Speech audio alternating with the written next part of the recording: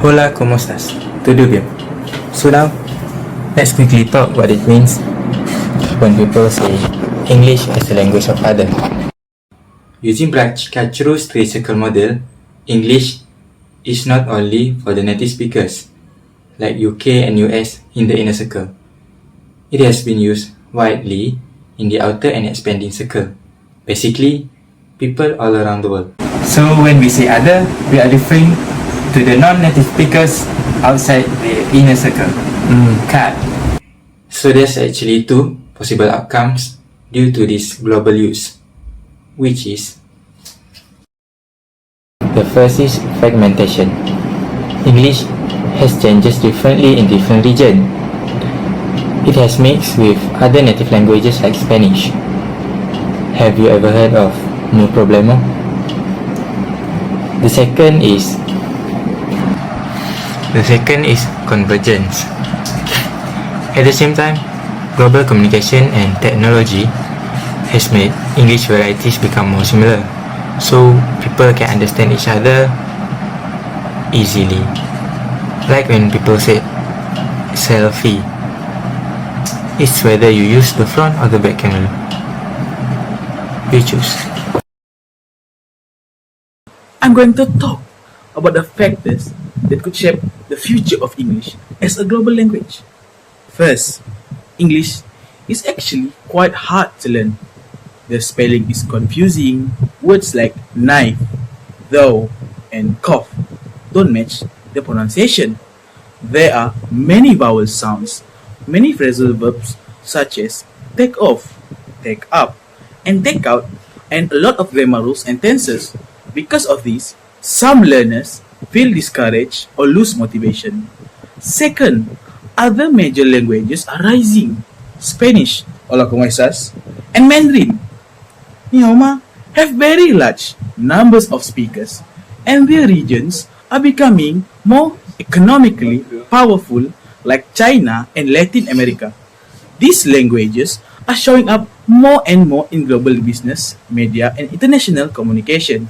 Next, the internet is also shifting language power.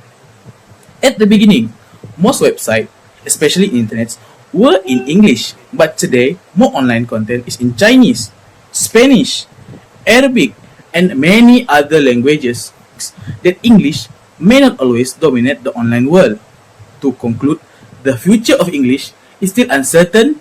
It might break into many different Englishes or come together as one shared global English and future of English. That's all from me. I will be giving the next presentation to our other group member. That's it from me. So we're going to the part 2, that is route to the new standard English. We begin with the concept of codification. Codification is the formal process of recording a language varieties like grammars, vocabulary, pronunciation, and usage in the dictionaries. It is codification that's important. Yeah, without this, Asian English will be lack of prestige. To be accepted internationally, it must be standardized as legitimate varieties to British or American English. There's also a debate of Asian English, also known as IVE, whether IVE are a legitimate system or just a failed attempt at native English. For the interlanguage view, features are just error form. The goal is just native-like competence. For world English view, it is stable. Systematic varieties used for instrumental purpose like examination and jobs. And this input come from other non-native speakers, not native speakers. Now, we're going to the challenge of codification. The challenge is the balancing act, that is centripetal force and centrifugal force. Centripetal force is the maintaining local identity and cultural relevance. For centrifugal force is ensuring international intelligibility, that is global communication. Features proposed for standardization consider local features that express meaning that pure English cannot. For example, lexical gaps, such as kampong, refer to a rural area with added cultural and emotional meaning. For example, I'm going back to kampong. Code switching or code mixing, such as lah, that is blending the particle lah into English to add the emphasis, attitude, and solidarity. For example, we're going to the next presenter lah.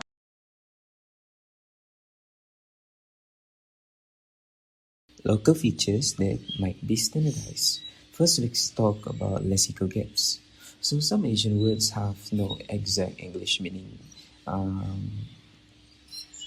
Let's talk about myself. I'm in Iban. So a good example that I want to talk about is Ngabang. So since in my family household we use three languages, which is Sabahan, Malay, Iban, and English.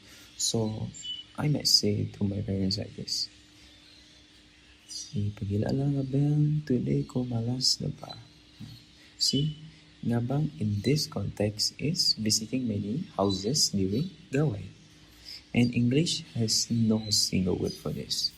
These kind of words may need to be added to Asian English dictionaries in the future. And then B, let's talk about code missing or code switching. People in Asia often speak many languages. So we mix English with Malay or Iban like, I'm tired already ba? Tomorrow la ako nga bang. Today I need rest. So this means missing languages shows culture, feeling, and attitude that plain English can never show clearly.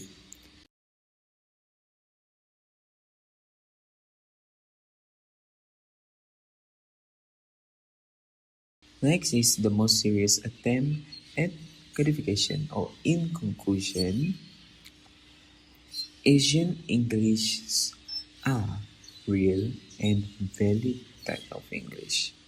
It's not a wrong English, but shaped by many languages in Asia, meaning that since it doesn't have a dictionary yet, it was not yet complete, but it's real and it's valid.